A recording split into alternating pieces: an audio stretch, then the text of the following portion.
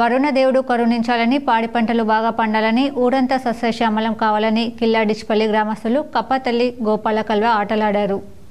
డిచ్పల్లి మండలంలోని కిల్లా డిచ్పల్లి గ్రామంలో గ్రామాభివృద్ధి కమిటీ, గ్రామ పెద్దలు, గ్రామ ప్రముఖుల సహకారంతో కప్పతల్లి గోపాల కల్వ కార్యక్రమాన్ని ఘనంగా నిర్వహించారు.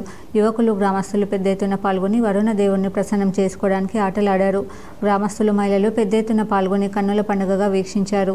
ఈ సందర్భంగా మాజీ సర్పంచ్ బోసా సుదర్శన్ మాట్లాడుతూ, వర్షాకాలం మొదలై 2 నెలలు గడుస్తున్నా అనుకున్నంత వర్షాలు పడడం లేదని, పంటలు ఎండిపోయే దుస్థితికి వచ్చిందని, వరుణ దేవుడు కరుణిస్తాడని వేయి కళ్ళతో ఎదురు చూశామని, వరుణుడు కరుణించలేదన్నారు.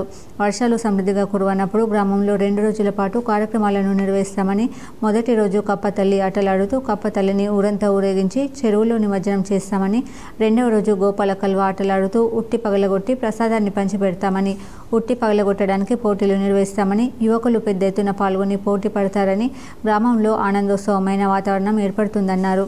పోటీలలో ఎలాంటి అవాంఛనీయ సంఘటనలు జరగకుండా గ్రామాభివృద్ధి కమిటీ, గ్రామ పెద్దలు, యువకులు తగు జాగ్రత్తలు తీసుకుంటామని, వారి తాతల నుంచి వస్తున్న ఆచారమని తెలిపారు. గోపాల కల్వ ఆటలు ఉట్టి పగలగొట్టడానికి పాల్గొన్న బృందాలకు ధన్యవాదాలు తెలియజేస్తూ గెలుపొందిన గొల్లసాయిలు బృందానికి శుభాకాంక్షలు తెలియజేశారు.